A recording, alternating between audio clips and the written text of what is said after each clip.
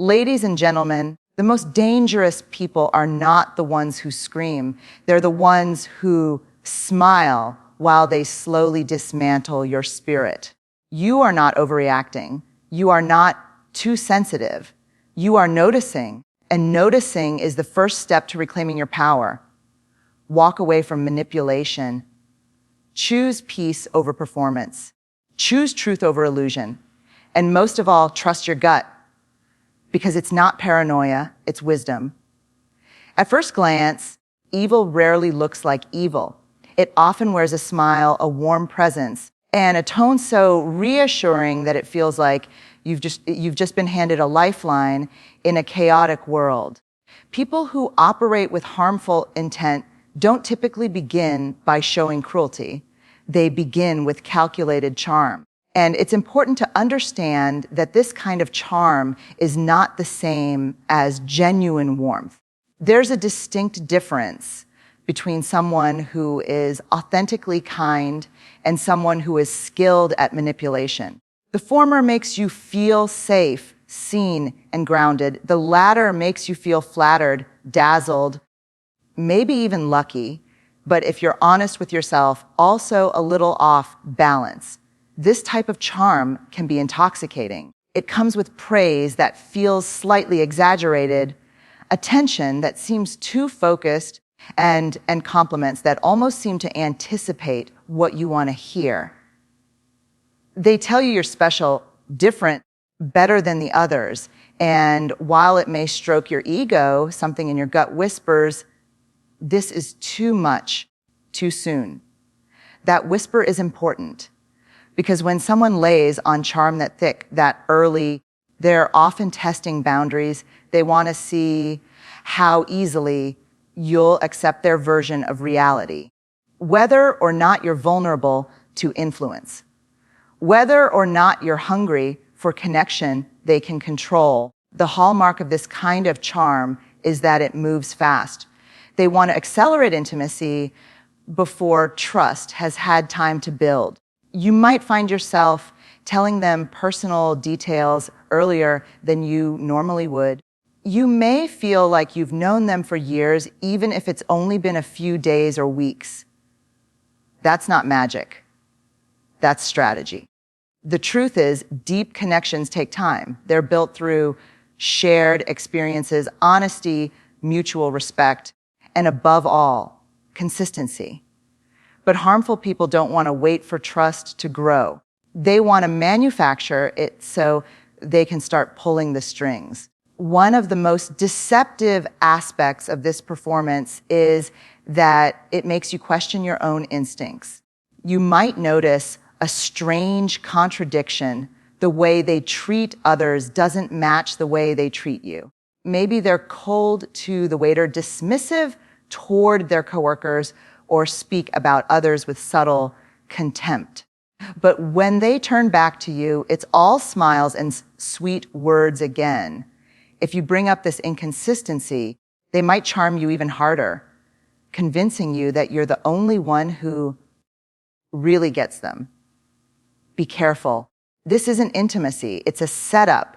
You're being drawn into a false sense of security where your loyalty becomes blind and your intuition slowly goes silent. Another way this kind of charm reveals itself is in how it silences dissent. If you challenge them, if you set a boundary or ask a hard question, the warmth quickly evaporates. You might see a flash of irritation or a passive-aggressive comment masked as a joke. Suddenly, the charming person becomes cold or defensive, and you're left confused. This shift is not accidental. It's a message: play along or pay the price. You'll realize their charm was conditional. It wasn't a reflection of who you are. It was a tool to get what they wanted from you. And when it stops working, they stop pretending. Perhaps the most painful part of all is the aftermath, when the mask finally slips and their true nature starts to emerge. You'll likely feel shame for falling for it. You'll wonder how you missed the signs. But it's important to understand that being deceived by charm isn't a weakness. It's human. We are wired for connection. We're wired to trust what feels good, familiar, and kind. That's not something to be ashamed of. It's something to learn from, because once you begin to recognize charm that feels like performance, once you stop mistaking intensity for intimacy or admiration for respect, you begin to see these patterns clearly. You begin to trust that uncomfortable feeling in your gut. And most importantly, you begin to trust yourself again. One of the earliest and most dangerous signs of someone with harmful intent is their relationship with the truth. These individuals don't just lie, they manipulate reality itself. They twist facts, deny evidence, and reinterpret past conversations in ways that serve their agenda. It doesn't start with bold, obvious lies. It begins subtly with small contradictions, half-truths, or intentional omissions. You might think they simply forgot something, misunderstood you, or made an honest mistake. But when it happens over and over again, a pattern emerges. They're rewriting the story to control your perception. What makes this tactic so insidious is that it targets your sense of reality. You start questioning your memory, your intuition, even your sanity. You might say, "But you said this last week," and they'll calmly deny it. Or they'll tell you, "You're remembering it wrong." At first, you defend yourself. Then you start to doubt. And eventually, you stay silent, not because you believe them, but because it's exhausting to keep trying to prove the truth. This tactic is called gaslighting, and it's not just confusing. It's a form of psychological abuse. It's meant to make you feel ungrounded, so you lean more and more on them for clarity. But they aren't offering clarity, they're offering control. This kind of manipulation often escalates in emotionally charged situations. Let's say you're hurt by something they did. When you try to express it, they'll flip the conversation. Suddenly, you're the one being accused of overreacting, of misinterpreting, of being too sensitive. They shift blame so effortlessly that you leave the conversation apologizing for the very thing that wounded you. They don't just avoid accountability, they weaponize your vulnerability to keep themselves in a position of power. That's the goal: control the narrative so thoroughly that you can't even trust your own feelings without their approval. In many cases, these individuals will also isolate you by poisoning your relationships with others. They'll share concerns about your friends or family, paint themselves as misunderstood or victimized, or suggest that other people are turning you against them. What they're really doing is reshaping your environment so that they become the most reliable source of truth in your life. It's not just about lying to you, it's about cutting off any competing voices that might challenge their version of events. This is not protection. It's control disguised as concern. You might notice that their stories don't always add up. Details change, timelines don't match. They contradict themselves without hesitation, and when confronted, they deflect or redirect the conversation. But if you push too hard, they become angry or cold, making you feel like the problem for even questioning them. So over time, you stop asking questions. You stop pointing out inconsistencies. And that silence becomes their safety net. Because when no one is challenging the story becomes reality. At least in their world, it's crucial to understand that people who habitually twist the truth are not just protecting themselves from shame or embarrassment. They're building a false reality where they always come out clean and in control. It's not just self-preservation, it's domination. And the longer you stay inside that manipulated narrative, the harder it becomes to see what's real. But the moment you start listening to that quiet voice inside, the one that says, this isn't adding up, you begin to regain your power. The truth might be messy, painful, even heartbreaking, but it is never as dangerous as a lie that erodes your identity and warps your world. It often starts with a laugh. Yours, theirs, or even a group's. But underneath the surface of that laughter is a sting, a comment, a jab, something that doesn't quite sit right. Maybe it was about your appearance, your intelligence, your beliefs, or your past. It was said with a smirk or an exaggerated wink, followed by, I'm just joking, or you're too sensitive. In that moment, you hesitate. You don't want to seem uptight. You don't want to ruin the mood. But something inside you knows that wasn't a joke. It was a warning shot wrapped in humor. People with harmful intentions often hide behind sarcasm and so called playful teasing. As a way to test your boundaries, they use humor like a scalpel, cutting into you while pretending it's harmless fun. And if you react, you're the problem. You're overreacting, dramatic, or no, fun. But healthy humor doesn't leave bruises. It doesn't humiliate or chip away at someone's self-worth. Real jokes are inclusive. They bond people.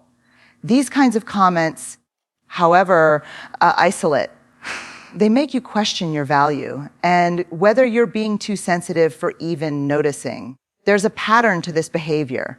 The disrespect starts small, a snide comment about your clothes, a dig at your career, a jab at how you speak. But over time, the jokes become bolder, the insults become sharper, and the expectation is that you will continue to laugh along because laughing is easier than confronting. Laughing is safer than saying, that hurt. But every time you laugh it off, you're giving silent permission. And they know that they are watching to see how far they can go before you push back. What's even more troubling is how others often join in. If this person is socially skilled, charismatic, or holds power in a group, their behavior may become normalized. People might defend them. That's just how they are. Or worse, they might mimic them to stay on their good side. The result, you feel alone in your discomfort. The room laughs while you quietly absorb the blow. This creates a toxic dynamic where cruelty is applauded and boundaries are shamed. And if you try to speak up, you risk being labeled as the problem instead of the one being harmed. This kind of disguised disrespect is not about humor. It's about control. It's about reminding you subtly but consistently that they have the power to define you in the eyes of others, that they can shape how people see you. And if you don't comply, if you dare to assert your dignity, they can use the crowd, the laughter, or your fear of conflict to silence you. That's not humor. That's emotional domination in disguise. But here's the truth, your boundaries are not negotiable. They are not too much. You are allowed to say, that wasn't funny. You are allowed to speak up, even when it makes others uncomfortable, because your voice matters more than their performance. And when someone repeatedly wraps cruelty in comedy, they're not trying to make you laugh. They're trying to make you small. Don't let them. One of the most overlooked warning signs of harmful individuals is how they operate in relationships. Not just with you, but with others around you. These people often thrive not in connection, but in division. They're not interested in unity, understanding, or healing. They're fueled by drama, tension, and secrecy. And perhaps most disturbingly, they are skilled at creating invisible walls between people who once trusted each other. If you look closely, you'll see the pattern wherever they go. Relationships fracture, groups splinter, and trust erodes. At first, this behavior may not seem obvious. It can begin with something subtle, a comment about how one of your friends doesn't really like you, or how a family member talked behind your back. They frame it as concern. They might say, I just think you should know, or I wouldn't want you to get hurt.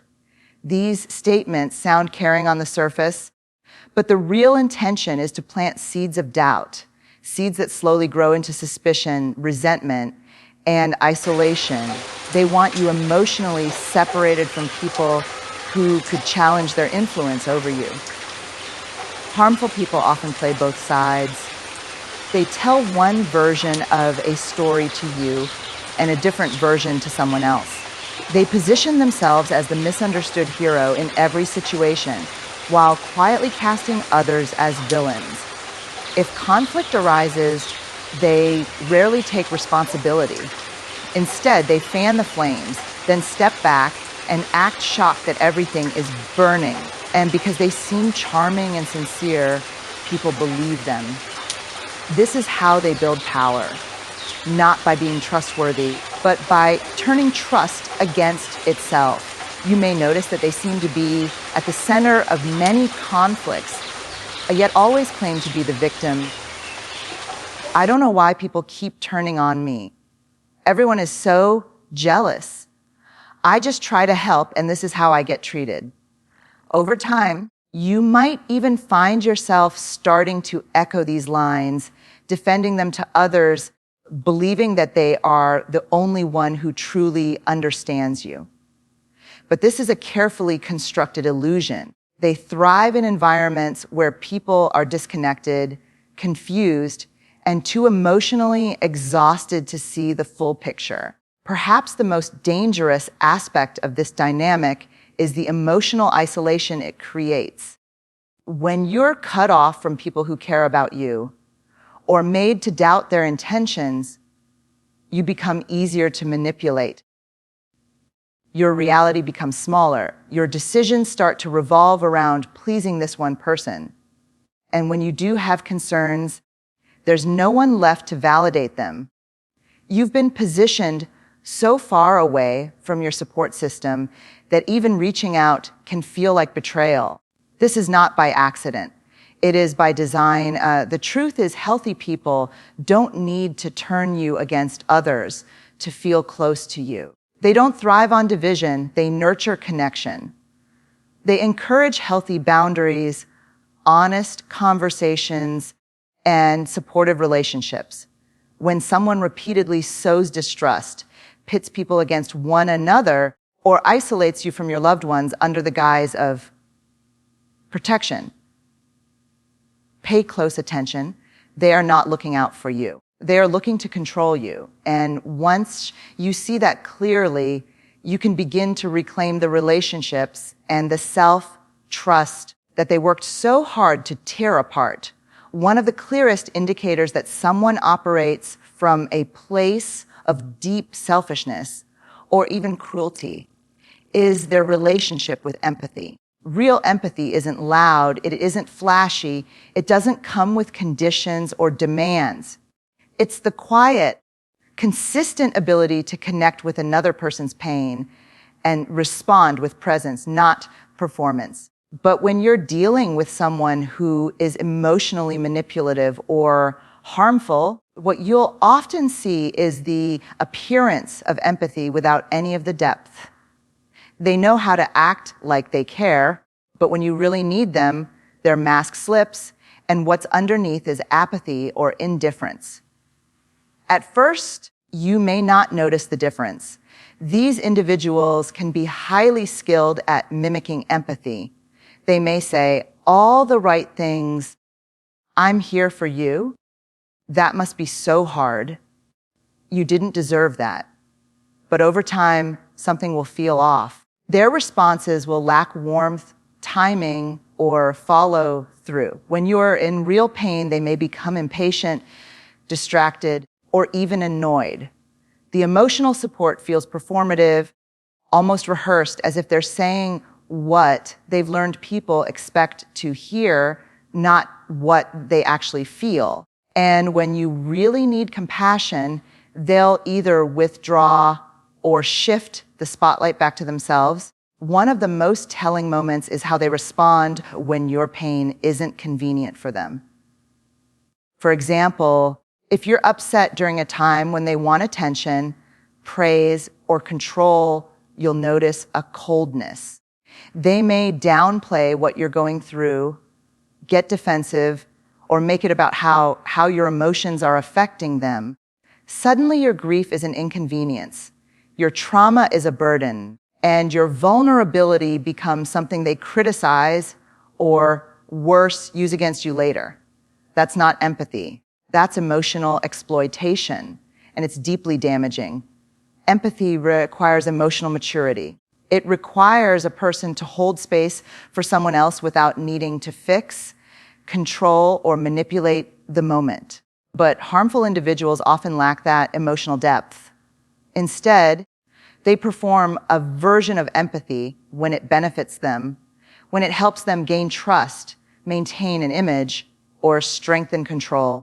You'll notice that their support is inconsistent. They show up in visible ways when others are watching, but disappear when the moment requires real effort or intimacy. They might show concern in public, but criticize or mock you in private. It's not about caring for you. It's about maintaining a narrative. And here's the most painful part. If you confront them about their lack of true empathy, they may turn it around on you.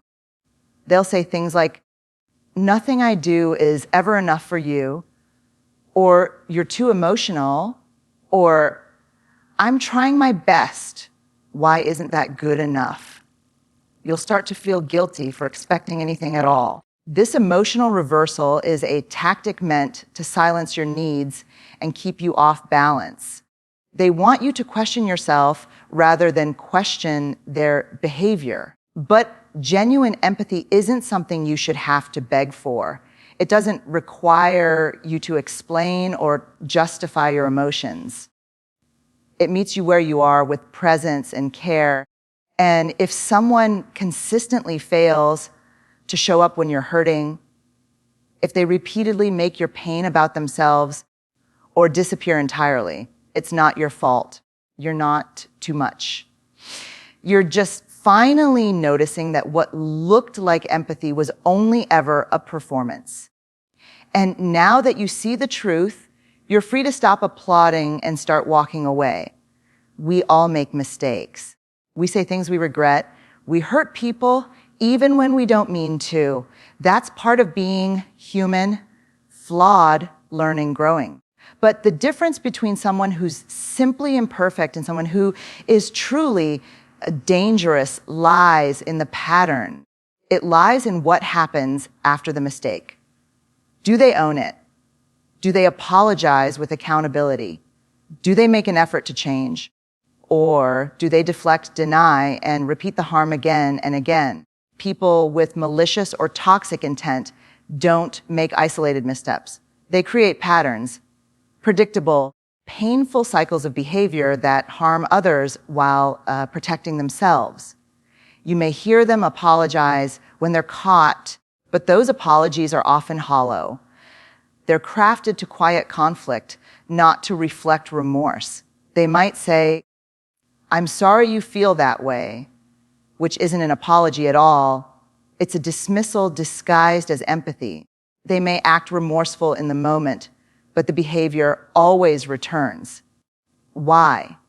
Because they're not interested in change. They're interested in control. What makes this even harder to recognize is how well these people can disguise their patterns as personal flaws or quirks. They might laugh off their cruelty as being blunt, or excuse their controlling behavior as just being protective.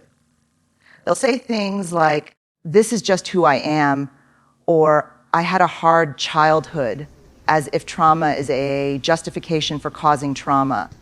While it's true that hurt people can hurt people, it's also true that accountable people heal. Take responsibility and do the work Repeated harm without reflection is not a personality trait. It's a warning sign. Over time, if you stay in a relationship, whether romantic, professional, or familial, with someone who operates this way, you'll begin to normalize their behavior. You may start rationalizing their actions. They're under stress. They didn't mean it. They had a rough day. But deep down, you'll start to feel the wear and tear. Your sense of self will erode, your confidence will waver, and your world will begin to shrink. The most dangerous thing about repeated harm is how quietly it changes you, how you adapt to survive it, and in doing so, lose parts of yourself. Another sign of a harmful pattern is their reaction when you finally set a boundary. Instead of responding with respect, they respond with rage, guilt trips, manipulation, or a complete withdrawal of affection. That's not an accident, it's punishment.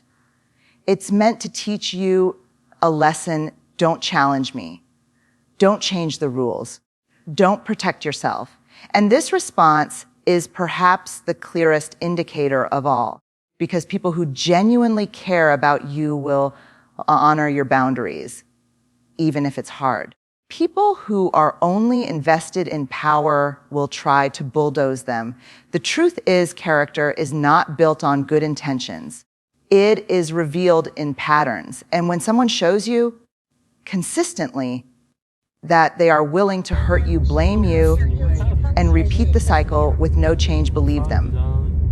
Not because you're being cynical, not because you're holding a grudge, but because you are finally choosing your own well-being over their comfort. You don't owe endless patience to someone who's made harm a habit. You don't have to stay in a cycle just because you once believed in their potential. You are allowed to outgrow the pain. You are allowed to walk away. The most dangerous people in our lives are not always the loudest. They're not always the ones who scream or slam doors or make scenes. Often they smile, they charm, they blend in, they gain trust through performance and keep control through confusion. And if we're not paying attention, if we dismiss the knots in our stomach, the moments of silence after their jokes, the questions that go unanswered, we become part of the narrative they're writing. A narrative where we shrink, explain, excuse, and endure. But here's the truth that many of us spend years unlearning. You are allowed to listen to your instincts even when no one else sees what you see. You don't need permission to walk away from behavior that feels toxic, manipulative, or dehumanizing. You don't need a detailed report of their wrongdoing to justify your distance. Patterns are enough. Repeated harm is enough. Your peace, your emotional safety, your dignity, those are reason enough. We live in a culture that often teaches us to see the best in people, to give them another chance, to be the bigger person. But that can be dangerous advice when it keeps us tethered to people who use charm to confuse, sarcasm to cut, and control disguised as concern. You can have compassion for someone's wounds and still not allow them to wound you. You can understand why they are the way they are and still choose not to let them into your life. This isn't about becoming hard or cold. It's about becoming clear. Clear on what love actually looks like, clear on what respect actually feels like, clear on the fact that people who truly care about you will not make a habit of hurting you.